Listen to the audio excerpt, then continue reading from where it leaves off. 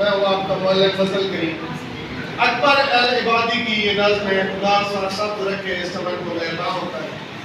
آج ہم لوگ نے شعر نمبر 3، شعر نمبر 4 اور شعر نمبر 5 ڈسکس کیا۔ شعر نمبر 3 کا مفہوم ہے بڑھنے کے شوق میں ڈالیاں جھوم رہی ہیں اور پرندے خوش ہو کر گیت گا رہے ہیں۔ اس میں وہ کہتا ہے کہ بڑھنے کا شوق، بہار کا موسم جب آتا ہے تو آٹومیٹکلی گروتھ کا سلسلہ شروع ہوتا ہے۔ وہ شاخیں جن کے پتے جھڑ چکے ہوتے ہیں ان پر بہار آ جاتی ہے۔ اور یہاں پہ اگر آپ دیکھیں کہ بہار کا جو موسم ہے اس میں بیماریاں جو ہوتی ہیں وہ کیا ہو جاتی ہیں، مکمل طور پہ ختم ہو جاتی ہیں۔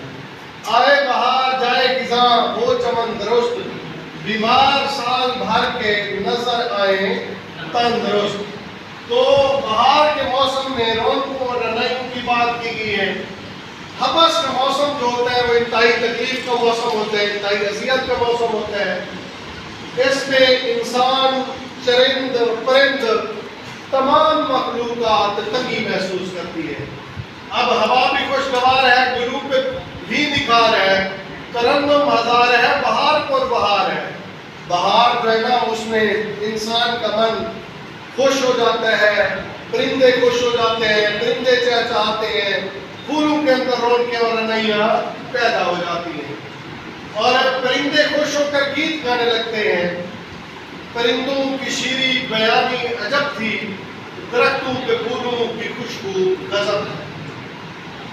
شعر نمبر 4، صبح کی چلنے والی ٹھنڈی ہوا شاخوں کو چوم رہی ہے۔ بلائے لینا خاطر محبت میں آ کر چومنا، جیسے بڑے بزرگ چومتے ہیں۔ شاخوں کو چوم رہی ہیں اور کلیاں محبوب کے چہرے کی مانند کھیل اٹھی ہیں۔ اب صبح کی چلنے والی ٹھنڈی ہوا کا چلنا فطری عمل ہے، ہوا چلتی ہے اور صبح کی ہوا جب چلتی ہے تو وہ شاخوں کو جو ٹکراتی ہے، اس میں شاعر نے شاخوں کے ٹکرانے کو چومنے کا منظر پیش کیا ہے۔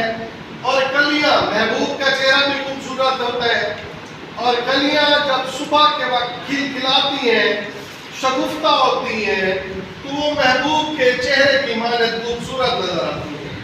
اور بہار کے موسم میں جب دعا مانگی گئی اللہ تعالیٰ سے، دعائے بہار کی مانگی تو اتنے پھول کھلے کہیں جگہ نہ ملی میرے آشیانے کو۔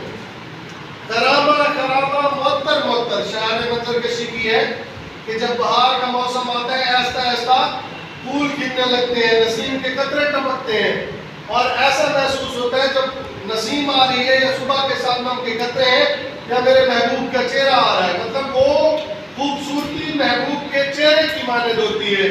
کہ بہار کا موسم انسان کی یادیں، انسان کو بچھڑے ہوئے لوگ یاد آنے لگتے ہیں۔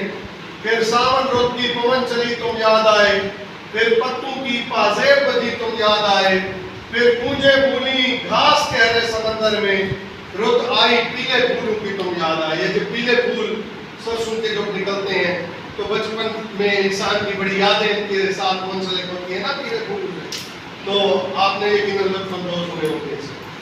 شبنم کے قطروں سے پھولوں نے وضو کیا اور بلبل کی آواز اذان کی آواز ہے۔ تو یہاں پہ جو ہے نا بلبل کی آواز کی بات کی گئی، یہ اللہ تعالیٰ کی آواز، یہ خدا کی آواز ہے۔ اس میں انسان اللہ تعالیٰ کی حمد و ثنا بیان کرتا ہے، اس میں انسان اللہ کی پاکیزگی بیان کرتا ہے۔